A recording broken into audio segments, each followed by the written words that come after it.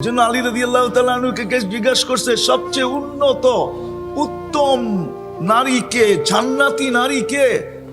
বলছে দাখালা জাওজুহা বাইতাহা সাররাত ওয়া তাবাসসামাত।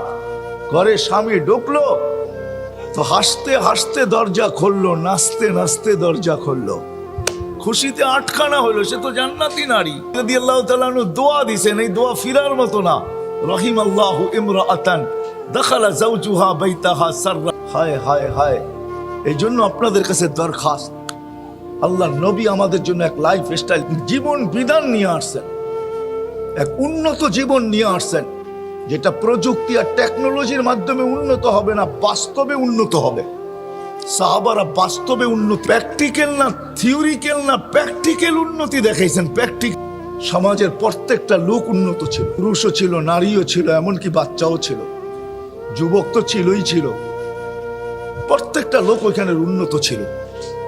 যদি উন্নত না থাকতো তা আল্লাহ এদের প্রশংসায়, হায় হায় সাহাবাদের প্রশংসায় আল্লাহ কোরআনের ভিতরে 1100 উপরে আয়াত আনছেন। 1100 উপরে, ডাইরেক্ট এবং ইনডাইরেক্ট 1100 উপরে আয়াত আনছেন, যাদেরকে আল্লাহর নবী মডেল ভাবি। আমরা বড় পয়সা আলা। আব্দুর রহমান ইবনে আউফ রাদিয়াল্লাহু তাআলা আনহু যখন দুনিয়া থেকে বিদায় নেন, তখন ওনার কাছে ক্যাশ টাকা ছিল, ওনার পুরা সম্পত্তি না, শুধু ক্যাশ টাকা ছিল ওনার কাছে 47 লক্ষ কোটি টাকা। বাংলাদেশের কয়েক বছরের বাজেট ছিল ওনার কাছে। আল্লাহর রাসূল এক একটা মডেল দাঁড় করাইছে, যাদের জীবন সুখী। কিন্তু আজকে আমাদের মাথার ভিতরে বসে আছে উন্নত হইলেই আমরা সুখী হব, লাইফ স্টাইল চেঞ্জ হইলেই আমাদের সুখী হবে। যার কারণে আমাদের এটার ভিতরে প্রতিযোগিতা চলতেছে। কিন্তু আফসোস, আমরা কেউ সুখী না, কেউ হ্যাপি না। আমাদের কোনো জীবনই নাই, না সুখ, না শান্তি, না ভালোবাসা, না মায়া, না মম, কোনোটাই আমাদের ভিতরে নাই।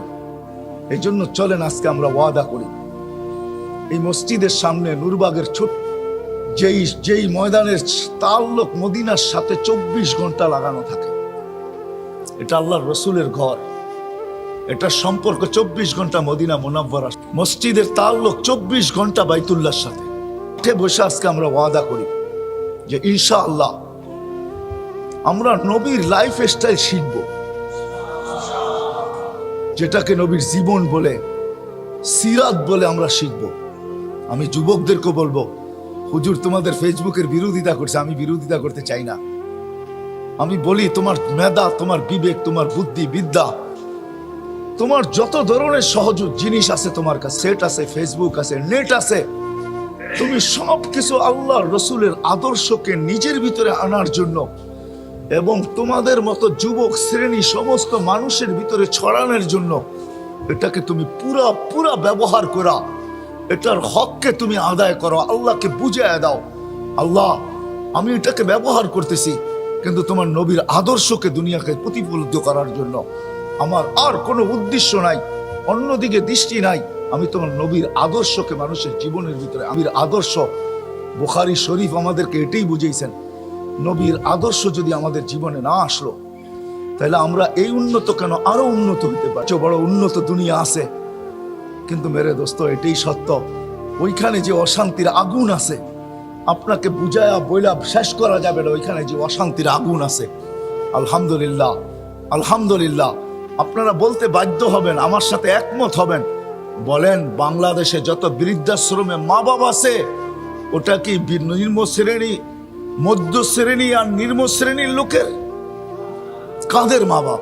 মা বাপ, হ্যাঁ, উচ্চ শ্রেণীর লোকদের মা বাবা। শিক্ষা যদি আলো হইতো, তাইলে ওই এডুকেটেড হয়ে মা বাবাকে কিভাবে বৃদ্ধাশ্রমে রাখা আসে? বলেন, আমাকে বুঝান তো, বুঝান। শিক্ষা যদি ওর আলোই হইতো, তাহলে ওই মাকে কি করে ঈদের দিন বৃদ্ধাশ্রমে রাখা চোখের পানি ঝরায় মা? বাবা কিভাবে বৃদ্ধাশ্রমে থাকে? বৃত্ত যদি মানুষের জীবনে সুখই দিত, শান্তি দিত, লাইফেই দিত, তাহলে ওর মা বাবা বৃদ্ধাশ্রমে যায় তো যায় কি করে?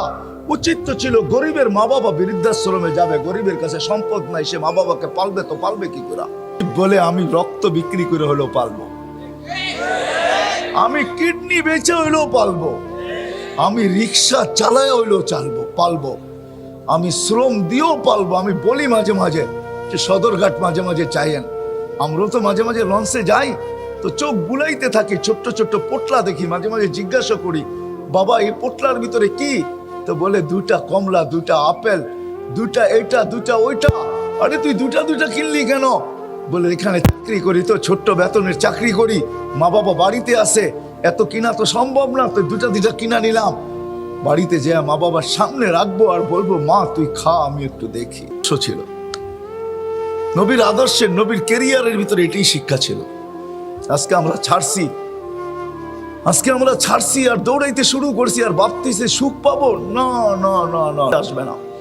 এই জন্য ব্রেন থেকে ডিলেট করতে হবে যে 2 জিনিস আমাদের ব্রেনের ভিতরে ভাইরাস হিসাবে বিরাজ করতেছে। একটা হলো আমরা উন্নত হলে সুখ আসবে, আর হলো লাইফ স্টাইল চেঞ্জ হলে সুখ আসবে। আজকে আমাদের যুবক যুবতীরা বোঝে না, বৃদ্ধরাই বোঝে না, যুবক যুবতীরা কোত্থেকে বুঝবে? সবাই তো বলে মোল্লাদের এটা শুধু বলা। না না না, মোল্লাদের বলা না। যদি বলা হইতো তাহলে বাংলা কোনো কবি এই কথা কোনোদিন, এই প্রবাদ বাক্য কোনোদিন হইতো না, এই প্রবাদ বাক্য কোনোদিন আসতো না যে পরিশ্রমে ধন আনে বটে, কিন্তু দারিদ্রতা আনে বটে, কিন্তু পাপে আনে দুঃখ। আজকে নবীর জিন্দগি ছেড়া দিছে। এই জন্য ওয়াদা করতে পারি যে আজকের থেকে নবীর আদর্শ শিখব এবং নবীর আদর্শ মতোই আমরা নবীর আদর্শকে প্রতিষ্ঠিত, নবীর আদর্শে আদর্শবান হোক, এটার জন্য মানুষের পায়ে ধরতে হইলে রাজি, পায়ে ধরতে পাক্কা ওয়াদা, বিলকুল।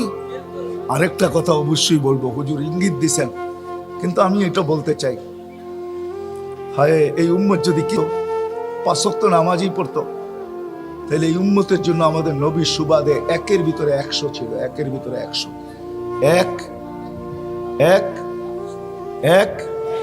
100 সুবাদে আমাদের সাথে ওয়াদা করতেছেন। ফাইন সালুহা সালুহা সাইরুল আমাল, বলতেছে নবীজি আপনি তো উম্মতের জন্য চোখের পানি থামে না। এক রিওয়ায়াত মনে উঠলো, এই জন্য বলতেছি, জিবরিল মিকাইলকে আল্লাহ রাসূল প্রশ্ন করছিলেন, আপনাদের চোখের পানি কেন থামে না? যখনই দেখি 2 জনে কাঁদেন, তো 2 জনের উত্তর 2টা ছিল, যুক্তি 2টা ছিল। তো 2 জন মিলে আল্লাহ রাসূলকে জিজ্ঞাসা করছে, আপনার চোখের পানিও তো কখনো থামতে দেখি না, যখনই দেখি চোখে পানি টলটল টলটল করতে থাকে, কখনো গড়ায়া পড়তে থাকে, তো আপনার চোখে পানি কেন? তো বলছে জিবরিল মিকাইল, যেদিন থেকে জান্নাত জাহান্নাম দেখা আসছি, উম্মতের ব্যথায় চোখের পানি থামে না। ওই নবীর চেহারার থেকে পানি শুকানোর জন্য আল্লাহ হাবিব বানাইছেন, হাবিব। ওই হাবিবকে সান্ত্বনা দেওয়ার জন্য আল্লাহ আমাদেরকে শর্টে আমাদের এই জীবনটা গড়ুক। হুজুর কিন্তু বহুতভাবে আমাদেরকে বুঝাইতে চেষ্টা করছেন যে কিভাবে এই উম্মত পার হয়ে যাবে, কোন উসিলায় পার হয়ে যাবে। তো আল্লাহ বন্ধুকে বলতেছে, বন্ধু আপনার উম্মতকে বলেন শুধু আমাকে নামাজটা ওকে কইরা দিতে, আমি পুরো জিন্দেগিটাকে ওকে বইলা গ্রহণ। সালুহা সালুহা সাইরুল আমাল। এই জন্যই আল্লাহ রাসূল চোখে পানি নিয়ে আমাদেরকে বুঝাইছেন। এক রিওয়ায়াত আছে, হারেস রাদিয়াল্লাহু তাআলা আনহুকে আল্লাহ রাসূল বলছে, হারেস কাইফা বিকুম ইদা উমিতাতিস সালাহ, ওই দিন কেমন হবে যেদিন আমার উম্মতের জীবন থেকে নামাজ, আইনি বিয়াস সালাহ, নামাজ আমার চোখের শীতলতা। আমি আসতে দেরি, নামাজের মেসেজ দিতে দেরি করি নাই, আমাকে চাদরে রাখতে দেরি, আমি লম্বা সেজদা করে উম্মতকে মেসেজ দিতে দেরি করি নাই। আমি যেই দিন দুনিয়ার থেকে চলে যাব, ওই দিনও চিৎকার দিতে দিতে যাব, নামাজ নামাজ নামাজ। কেননা 1-এর ভিতরে 100 ছিল। আজকে আজান হয়, মসজিদ বড়ে না, কিন্তু খিলগার প্রত্যেকটা গলি ভরা থাকে, মাগরিবে জোহরে আসরে পুরাটা রাস্তা ভরা থাকে, কিন্তু আজান হয় মসজিদ খালি থাকে। আসেন আসেন আসেন, কিচ্ছু না করে শুধু নামাজটা পড়ি, যেটা 1-এর ভিতরে 100 ছিল। আল্লাহ ডাকে, আল্লাহ আল্লাহ যে এখনো আমাদেরকে পালতেছেন, আমরা যে টিকা আছি, আমরা যে জমিনের ভিতরে দৈশা না যাই। হয় দুনিয়ার কোনো পদস্থ ব্যক্তির ডাকে সাড়া না দেওয়া যদি কোনো জুলুম হয়, অন্যায় হয়, এটার জন্য যদি অনেক ভোগান্তি স্বীকার করতে হয়, কতজনকে তো জানও দিতে হয়, ঠিক না? যদি সামান্য দুনিয়ার একজন পদস্থ মানুষের কোনো অর্ডারকে না মানলে, তার ডাকে সাড়া না দিলে, তার মতের ভিতরে তার মতে হা না বললে, তার মত আদর্শে আদর্শ না বললে, দুনিয়ায় কত ধরনের যাতনার শিকার যে হইতে হয়, এটা আমাদের চোখের সামনে। আর ওই আল্লাহ যে 99টা পদের মালিক, হুজুর তো বললেন যে এক মুহাদ্দিস এটা পর্যন্ত লেখছে যে 5000 পর্যন্ত উনি সংগ্রহ করছেন। আমি তো বলবো আল্লাহ রসুল এটাও বলছে যে আল্লাহর গুণবাচক নাম এটা আল্লাহ নবী বলছেন ওয়াস্তারসারতাহু ফি ইলমিকাল গায়ব। ওই আল্লাহ আমাদেরকে 5 ওয়াক্ত ডাকে, যে 99টা পদের মালিক, যে শুধু আল্লাহ না, যে আল্লাহ না শুধু, যে রহমান, যে রহিম, যে মালিক, যে কুদ্দুস, যে সালাম, যে মুমিন, যে মুহাইমিন, যে আজিজ, যে জব্বার, মুতাকাব্বিরুল খালিকুল বারিউল মুসাফফিরুল গফফারুল কাহ্হারুল ওয়াহ্হাবুর রাজ্জাকুল ফাত্তাহুল আলিমুল কাবিদুল বাসিতুল খাফিদুর রাফিউল মুইজ্জুল মুদিল্লুস সামিউল বাসিরুল হাকামুল আদলুল লতীফুল খবীরুল হালিমুল আযীমুল গফুরুল শাকুরুল আলিকুল কবীরুল হাফিজুল মুকিতুল হাসিবুল জলিলুল করিমুল রকিবুল মুজিবুল ওয়াসি আল হাকিমুল ওয়াদুদুল মজিদুল বাঈতুল শহীদুল হকুল ওয়াকিলুল কফিকুল মকিনুল ওয়ালিকুল হামিদুল মুসি আল মুবদি আল মুঈদ আল মুহয়ি আল মুমীত আল হাইয়্যু আল কাইয়্যুম আল ওয়াজিদ আল মাজিদ আল ওয়াহিদ আল আহাদ আল সামাদ আল কাদির আল মুক্তাদির আল মুকদ্দম আল মুআখ্খার আল আউয়াল ওয়াল আখির আল যাহির ওয়াল باطن الوالي المتوالي البر التواب المنتقم العفو الرؤوف مالك الملك ذا الجلال والإكرام المقسط والجامع والغني والمغني المانع الضار النافع النور الهادي البديع والباقي الوارث والرشيد الصبور جل جلاله ওই আল্লাহ আমাকে ডাকে, আপনাকে ডাকে। কুদরত সময় লম্বা হয়ে গেছে, আবারও কখনো সুযোগ হলে শোনাবো যে নামাজের ভিতরে কি রাখা ছিল।